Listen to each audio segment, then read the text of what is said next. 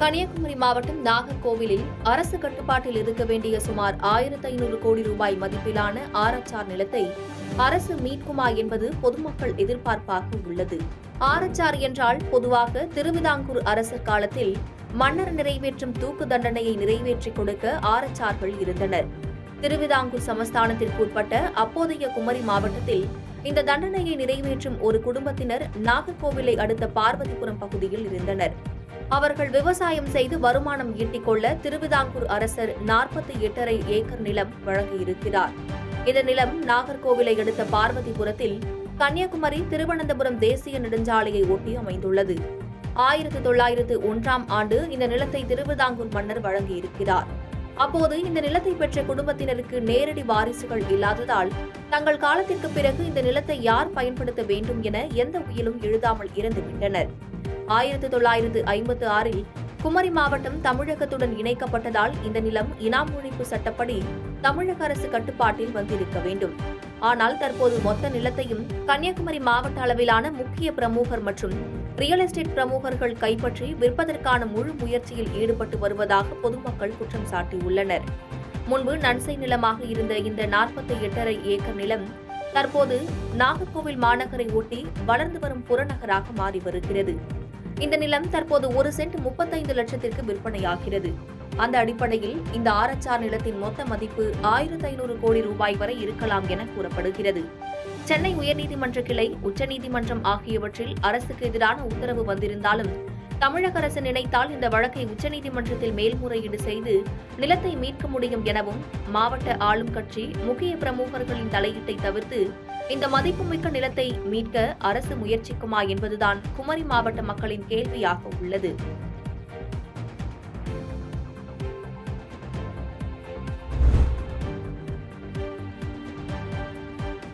புதுச்சேரி நெட்டப்பாக்கம் மற்றும் களித்தீர்த்தால்குப்பம் அரசு மேல்நிலைப் பள்ளிகளில் மாவட்ட ஆட்சியர் ஆய்வு மேற்கொண்டார். புதுச்சேரி நெட்டப்பாக்கம் கம்பன் அரசு மேல்நிலைப் பள்ளி மற்றும் களித்தீர்த்தால்குப்பம் கலைஞர் கருணாநிதி அரசு மேல்நிலைப் பள்ளி ஆகிய பள்ளிகளுக்கு மாவட்ட ஆட்சியர் நேரில் சென்று ஆய்வு மேற்கொண்டார். பள்ளிகளில் வகுப்பறைகள், நூலகம், ஆய்வுக்கூடம் உள்ளிட்ட இடங்களை ஆய்வு செய்த மாவட்ட ஆட்சியர் பள்ளிகளில் அடிப்படை வசதிகள் உள்ளனவா, ஆசிரியர்கள் மற்றும் பணியாளர்கள் சரியான நேரத்தில் வருகை புரிகின்றனரா என்பது குறித்தும் ஆய்வு மேற்கொண்டனர். இதனைத் தொடர்ந்து பாடத்திட்டத்தில் மாணவர்களின் கற்றல் திறன் மற்றும் ஆசிரியர்களின் கற்பித்தல் திறன் குறித்து கேட்டறிந்தார்.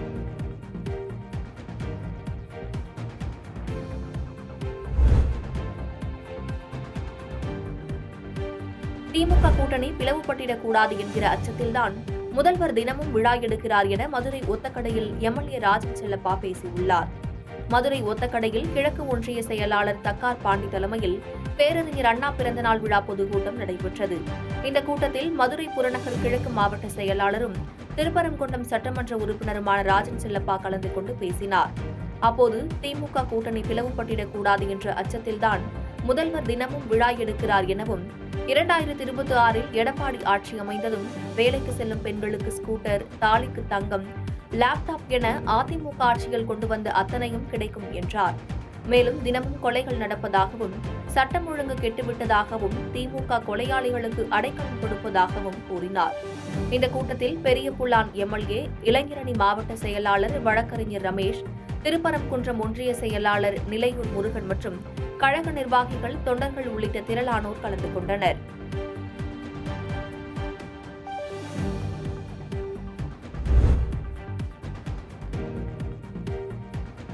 கல்பாக்கம் அடுத்த பொம்மராஜபுரம் பகுதியில் மூதாட்டி கொலை செய்யப்பட்ட வழக்கில் 4 பேர் கைது செய்யப்பட்டனர். செங்கல்பட்டு மாவட்டம் கல்பாக்கம் அடுத்த நல்லாத்தூர் ஊராட்சி பொம்மராஜபுரம் பகுதியில் இட்லி கடை நடத்தி வந்த கண்ணியம்மாள் என்ற மூதாட்டி கடந்த சில தினங்களுக்கு முன்பு படுகொலை செய்யப்பட்டார். இதுகுறித்து வழக்கு பதிவு செய்து சதுரங்கப்பட்டினம் போலீசார் பல்வேறு கோணங்களில் விசாரணை மேற்கொண்டனர். அதன் அடிப்படையில் அப்பகுதியைச் சேர்ந்த சச்சின், ராஜேஷ், அஜித் மற்றும் பிரபாகரன் என 4 பேரை போலீசார் கைது செய்தனர். மேலும் மூதாட்டி அணிந்திருந்த தங்க நகைகளை இவர்கள் உடன் இருந்த பிரதாப் மற்றும் விஜய் ஆகிய 2 நபர்களிடம் இருப்பதாக வாக்குமூலம் அளித்துள்ளனர். இந்நிலையில் தலைமறைவான 2 பேரையும் போலீசார் தீவிரமாக தேடி வருகின்றனர். அப்பகுதியில் வசிக்கும் இளைஞர்களான இவர்கள் அவரிடமே உணவருந்திவிட்டு அவரை கொலை செய்த சம்பவம் பெரும் அதிர்ச்சியையும் சோகத்தையும் ஏற்படுத்தியுள்ளது.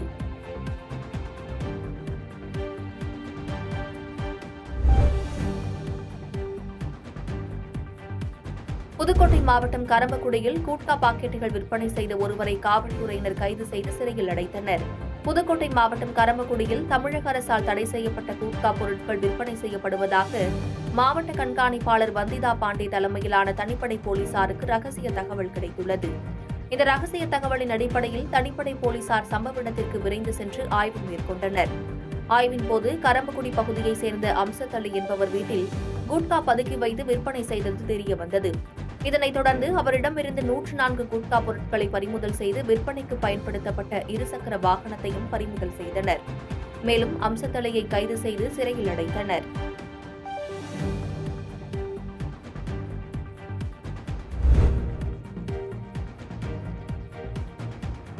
ஒவ்வொரு தனிநபரும் பொருளாதாரத்தில் உயர்ந்து சுயதொழில் செய்து தொழில் முனைவோராக உயர வேண்டும் என்ற நோக்கத்தில் தமிழக அரசு அண்ணல் அம்பேத்கர் திட்டம் மற்றும் நீட்ஸ் என்ற திட்டம் செயல்படுத்தி வருகிறது. ராணிப்பேட்டை மாவட்டம் ஆற்காடு வட்டத்திற்குட்பட்ட கரிக்கந்தாங்கல் அருந்ததிய காலனி கிராமத்தைச் சேர்ந்த அம்சவேணி பாலசுப்ரமணியம் தம்பதியர்கள் கரும்பு விவசாயம் செய்து வருகின்றனர். இவர்களுக்கு மாவட்ட தொழில் மையத்தின் மூலம் தமிழ்நாடு முதலமைச்சர் அறிவித்த அண்ணல் அம்பேத்கர் திட்டத்தில் 1,37,00,000 மதிப்பீட்டிலான கரும்பு அறுவடை இயந்திரம் வாங்க அரசு மானியம் வழங்கியதன் மூலம் பொருளாதாரத்தில் உயர்ந்துள்ளனர். இதனால் நிறைந்தது மனம் என்ற திட்டத்தில் மாவட்ட ஆட்சியர் சந்திரகலா நேரில் கள ஆய்வு செய்து அண்ணல் அம்பேத்கர் திட்டத்தில் பயனடைந்த அம்சவேணியை சந்தித்து கேட்டறிந்தார். இதனைத் தொடர்ந்து பயனாளி பொருளாதாரத்தில் உயர்ந்து வருவதையும், குறைந்த செலவில் கரும்புகளை வெட்டி கொடுக்கப்படுவதையும், கரும்பு டன்னுக்கு 800 ரூபாய் வாங்கப்படுவதாகவும் தெரிவித்தார்.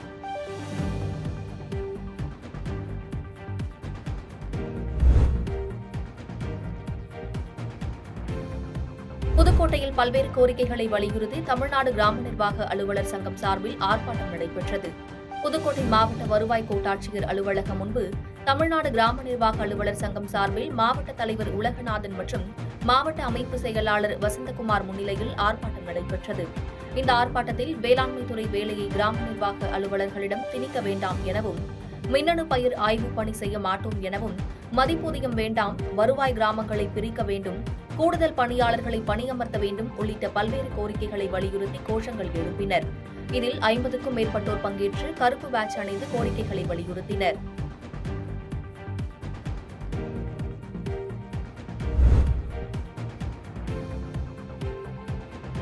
பாராலிம்பிக் உயரம் தாண்டுதல் போட்டியில் பதக்கம் வென்ற மாரியப்பன் தங்கவேலுவுக்கு சொந்த ஊரில் உற்சாக வரவேற்பு அளிக்கப்பட்டது. பாராலிம்பிக் உயரம் தாண்டுதலில் 3வது முறையாக பதக்கம் வென்று சொந்த ஊர் திரும்பிய மாரியப்பனுக்கு தீவட்டிப்பட்டி பகுதியில் சேலம் மாவட்ட ஆட்சித்தலைவர் பிருந்தாதேவி மலர் கொடுத்து வாழ்த்து வரவேற்றார். இதனையடுத்து தீவட்டிப்பட்டி முதல் பெரிய வடக்கம்பட்டி வரை திறந்தவெளி வாகனத்தில் சென்ற மாரியப்பனுக்கு ஊர் மக்கள் கையசைத்து வாழ்த்து தெரிவித்தனர். நடந்து முடிந்த பாரிஸ் பாராலிம்பிக் உயரம் தாண்டுதல் போட்டியில் 1.85 மீட்டர் தாண்டி வெண்கலப் பதக்கம் வென்ற மாரியப்பன் அடுத்தடுத்த போட்டிகளில் தங்கப்பதக்கம் வெல்வதே இலக்கு என்றும், உடல்நிலை மற்றும் தட்பவெப்பநிலை காரணமாக இந்த முறை தங்கம் வெல்லும் வாய்ப்பை இழந்ததாகவும் தெரிவித்தார்.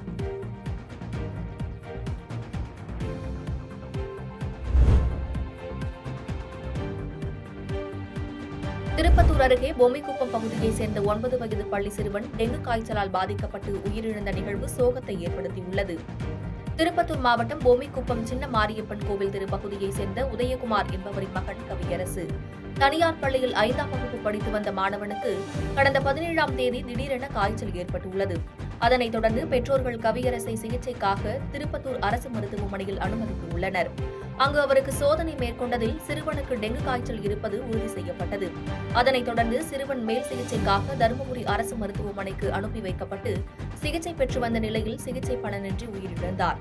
இதுகுறித்து அப்பகுதி மக்கள் கூறுகையில், பொம்மைக்குப்பம் சின்ன மாரியம்மன் கோவில் தெருப்பகுதியில் கொட்டி வைக்கப்பட்ட குப்பைகளை பஞ்சாயத்து நிர்வாகம் தூய்மை செய்யாமல் குப்பை கழிவுகளை தேக்கி வைத்ததாலே சிறுவனுக்கு டெங்கு காய்ச்சல் பரவி உயிரிழந்ததாக அப்பகுதியினர் கூறுகின்றனர். மேலும் 5ஆம் வகுப்பு படித்து வரும் 9 வயது பள்ளி சிறுவன் டெங்கு காய்ச்சலால் பாதிக்கப்பட்டு உயிரிழந்த சம்பவம் அப்பகுதியில் பெரும் சோகத்தை ஏற்படுத்தியுள்ளது.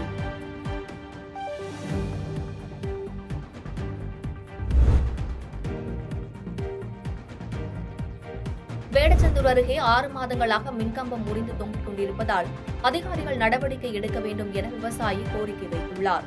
திண்டுக்கல் மாவட்டம் வடமதுரை அருகே உள்ள பாடியூர் பகுதியைச் சேர்ந்தவர் முத்துசாமி. விவசாயியான இவருக்கு அதே பகுதியில் 10 ஏக்கர் விவசாய நிலம் உள்ளது.